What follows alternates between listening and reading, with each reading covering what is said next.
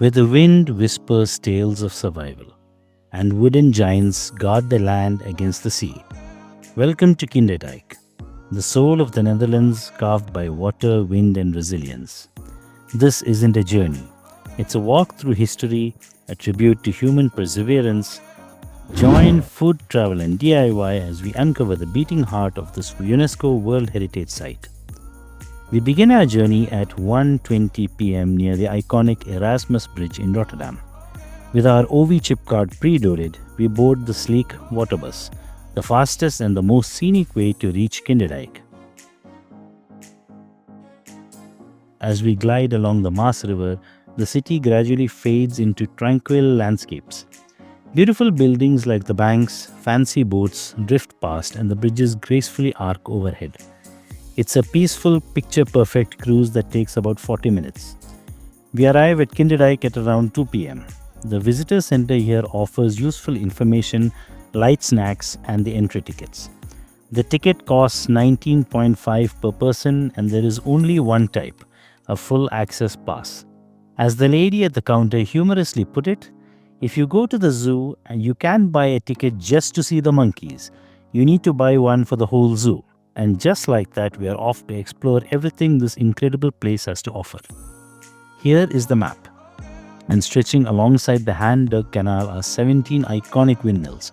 Yes, this canal, 17 kilometers long, was dug entirely by hand by local millers or molenars in the 1700s. This entire region is reclaimed land lying below the sea level, constantly under threat from flooding. The windmills were designed to pump excess water away from the fields and back into the river.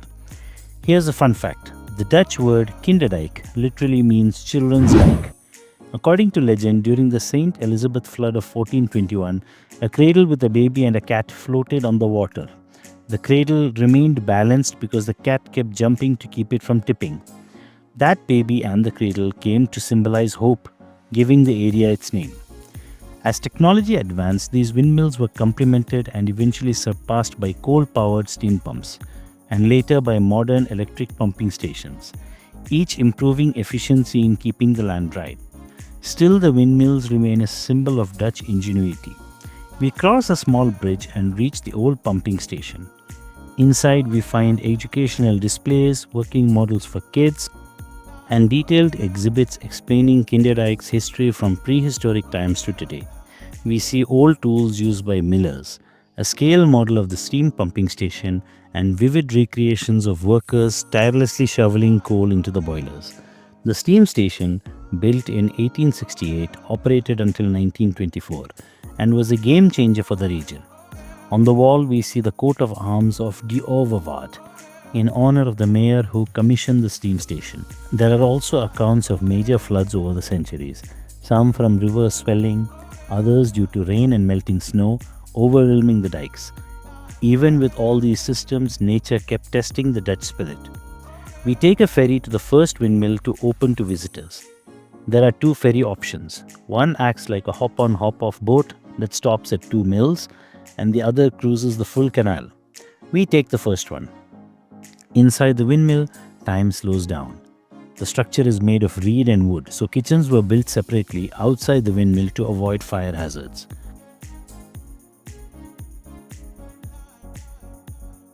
Traditional pots, wooden saws, handcrafted sinks, and even fish traps, it's all preserved beautifully. The wooden cogs and gears at the top show how wind energy were transformed into pumping force.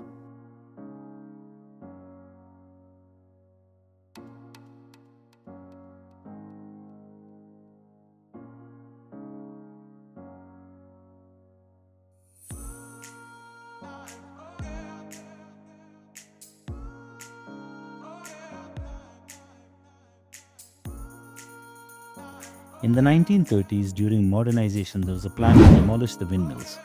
But Queen Juliana stepped in, recognizing the historical and cultural value of the site. Thanks to her, Kinderdijk was preserved, eventually earning its UNESCO World Heritage status in 1997. If this story of resilience touches you, if you are moved by how communities battled nature, not with weapons but with wisdom and wind, then please subscribe to our channel. We don't just show you places, we reveal the stories and soul behind them. We take the second cruise now, the one that shows all 17 windmills from the water. It's peaceful and surreal to watch these towering structures from the boat, each standing with quiet strength. Did you know that each windmill still houses a family? But before they can live there, they must take a 2-year official course in milling. Once certified, they pay a nominal rent and take on the responsibility of maintaining the windmill and its legacy. We spot dates carved onto the tops of some mills, many built in 1740. Some show 2 dates, indicating that they were rebuilt after damage. There's more than just history here. Nature is everywhere. Ducks paddle through the canal and flower gardens bloom under the soft Dutch sun. As we near the end of our visit, we see the modern electric pumping stations, large metal drums that now do what the windmills once did, but more efficiently. Still, these old windmills stand tall, not just as machines of the past, but as reminders of human ingenuity, determination, and harmony with nature. Kinderdijk isn't just a destination, it's a living monument to survival, celebration of how a nation turned its greatest threat, water, into its strongest ally. If this journey moved you, if you found beauty in this blend of nature, history, and heart, then please like this video, leave a comment, and don't forget to subscribe to Food, Travel, and DIY for more soulful journeys around the world. Until next time, may the wind carry you to stories worth remembering.